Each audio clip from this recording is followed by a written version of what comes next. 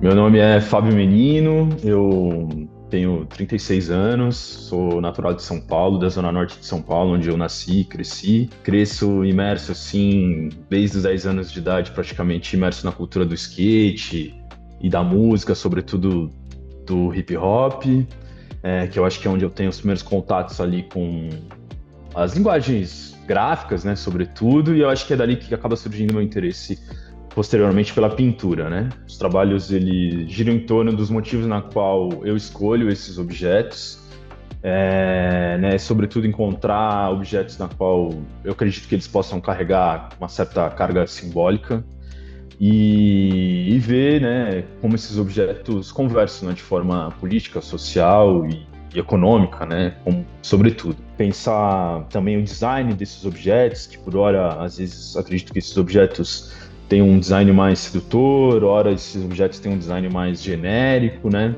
isso como ele vai influenciar a gente, como a gente consome e se relaciona com esses próprios objetos. Pensar também quem faz uso desses objetos, né? Onde estão esses objetos, como a gente se relaciona com eles, como a gente consome eles, né? E pensar quem faz uso desses objetos começou a surgir né, acho que questões do meu trabalho que era sobretudo uma classe trabalhadora, né? Que talvez possa manusear esses objetos, né? Quem faz uso desses objetos. Então, um dos trabalhos